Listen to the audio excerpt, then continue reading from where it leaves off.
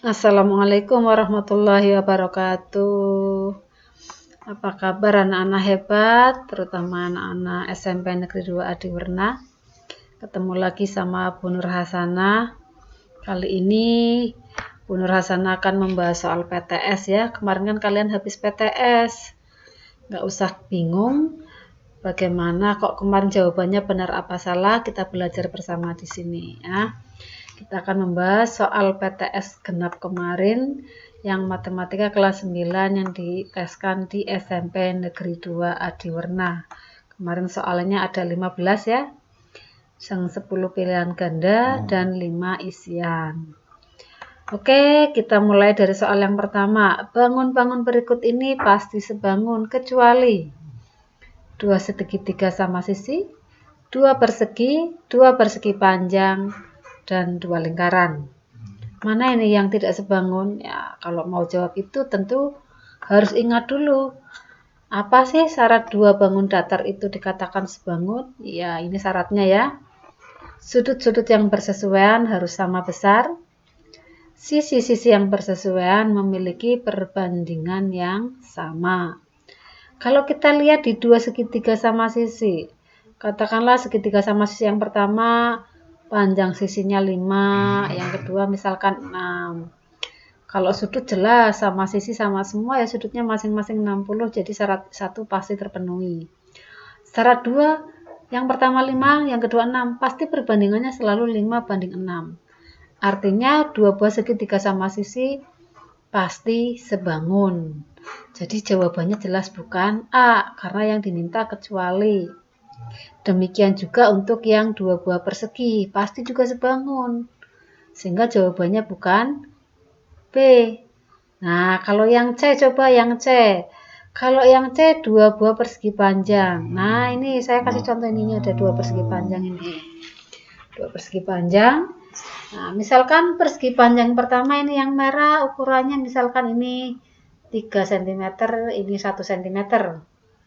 Lalu yang ini misalnya ini ukurannya ini ke sana misalkan 11 cm, yang ke sana misalnya 4 cm.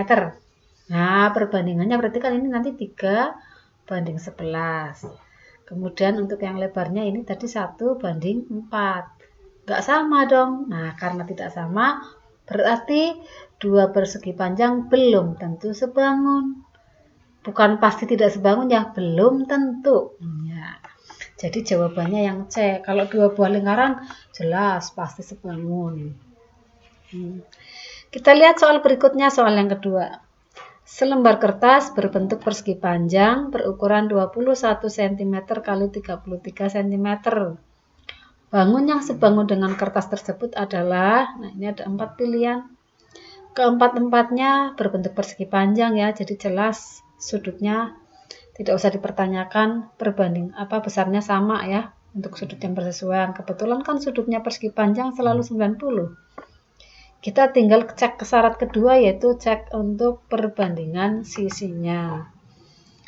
Nah, kita lihat satu persatu, saya mulai dari yang pilihan A. Pilihan A tadi pas foto berukuran 3 cm x 4 cm. Maka perbandingan sisi yang bersesuaian ini 21 banding 3.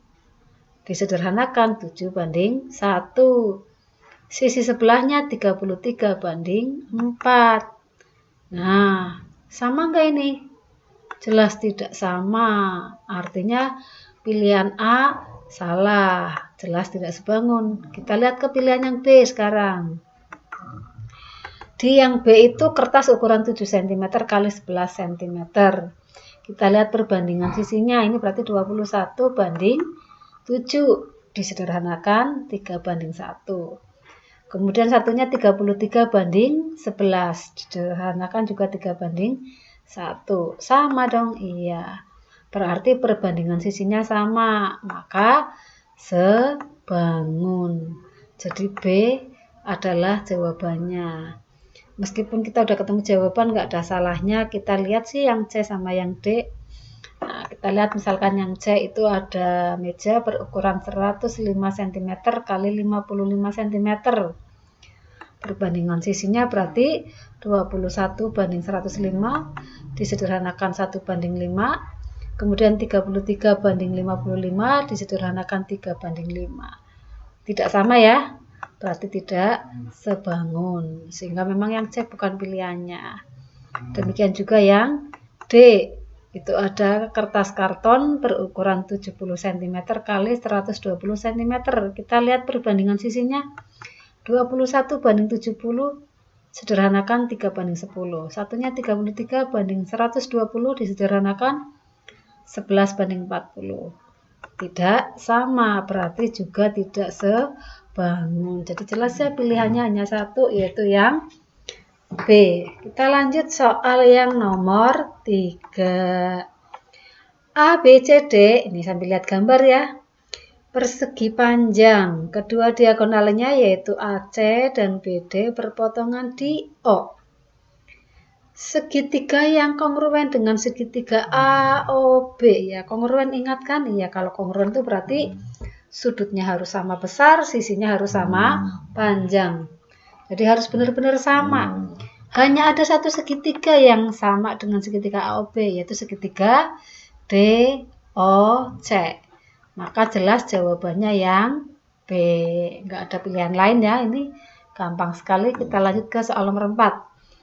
Diketahui segitiga ABC dengan sudut A 50 derajat dan sudut B 70 derajat akan sebangun dengan segitiga yang mana? Iya, kita ingat dulu dong. Dua buah segitiga itu dikatakan sebangun kalau sisi yang bersesuaian perbandingannya sama atau sudut yang bersesuaian besarnya sama. Nah, sini pakainya atau, jadi buktikan salah satu saja ya, beda dengan bangun datar lainnya. Kalau kita mau membuktikan sisi, di sini tidak ada petunjuk tentang sisi, adanya sudut, jadi kita pakai syarat yang kedua. Nah, kita cari dulu dong sudut C-nya. Ini di segitiga ABC, sudut A-nya sudah tahu 50 derajat, sudut B-nya 70 derajat. Ingat, dalam sebuah segitiga jumlah sudutnya harus 180 derajat. Ini udah ada 50 dan 70. Maka untuk mencari sudut C, tinggal 180 derajat dikurangi, ya 50 tambah 70 derajat kan 120 ya. Jadi sudut C-nya ketemu 60 derajat. Jadi kita sudah tahu sudut A 50, sudut B 70, sudut C 60. Nah, kita tinggal mencari sudut yang ini yang ada di sini semua yang mana. Kok cuma dua sudutnya ya? Kalau dua udah sama, yang ketiga pasti sama dong. Kan jumlahnya harus sama, 180 derajat. Kita lihat pilihan yang A, itu ada 60 dan 65. Nah, 60-nya ini ada, 65-nya nggak ada. Berarti nggak mungkin A. Yang B, 50 dan 80. 80 di sini nggak ada. Nah, ini C, 60 dan 70. Nah, berarti ini jawabannya. Karena berarti ini sudut B-nya 60, Q 60, pasti R-nya adalah 50.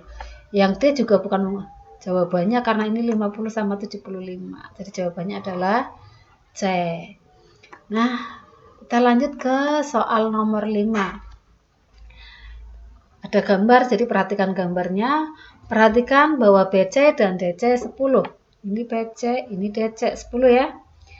DE 16, ini DE 16. Ingat ini DE 16. Berarti dari sini kita tahu dong EC. Ya, EC itu berarti DC tambah DE 10 tambah 16 26 ya. Ada petunjuk segitiga ACD kongruen dengan segitiga ECB ini. ACD kongruen dengan ECB ya. Berapakah panjangnya AD? Ini pilihannya 14, 16, 20 dan 24. Nah, jawabannya 24. Kok bisa? Ya, mari kita bahas. Nah, perhatikan gambar tadi.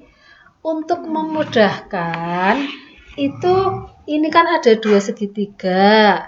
Dua segitiga itu kita lepas, jangan bergandengan seperti ini. Posisinya dibuat sama seperti ini ya. Nah, jadi ini segitiganya sudah saya lepas. Ini BCE, satunya DCA ya. Panjang BC dan DC kan sama, 10. Nah, kita lihat salah satu segitiga. Perhatikan misalnya saya ambil segitiga BCE. Itu kan jelas siku-siku di BCE. Siku-siku di mana ini BCE? Di B ya, maaf ini salah ketik, harusnya di B ya. Nah, BC-nya 10 dari mana diketahui? CE-nya, CE tadi sudah kita hitung ya di awal 26. Kemudian kita mau mencari BE. BE karena segitiga siku-siku maka berlaku rumus Pitagoras ini. Nah, kalau yang sudah hafal triple langsung triple aja. Ini sudah 10, 26, 24. Nah, kalau yang nggak hafal triple ya dihitung BE kuadrat sama dengan CE kuadrat yang miring ya dikurangi BC kuadrat. 26 kuadrat kurangi 10 kuadrat. 26 kuadratnya 676, 10 kuadratnya 100. Jadi 576. Nah, yang dicarikan PE ya. Diakarkan berarti 24. Nah, ada petunjuk tadi segitiga ACD kongruen dengan segitiga ECB. Ini bacanya kongruen ya. Maka sisi-sisi yang bersesuaian panjangnya harus sama. EC bersesuaiannya dengan AC 26. BC bersesuaiannya dengan DC 10 dan EB bersesuaiannya dengan AD atau DE sama saja ya 24. Nah, yang ditanyakan apa? Yang ditanyakan panjang AD ya sudah ini. Panjang AD adalah 24 cm. Nah, ketemu kan? Tadi jawabannya 24 ya. Nah, kali ini kita sampai nomor 5 dulu ya. Nah, mudah-mudahan kalian paham. Nanti kita lanjut lagi. Nah, sekian. Salam sehat. Mohon maaf dan terima kasih. Assalamualaikum warahmatullahi wabarakatuh.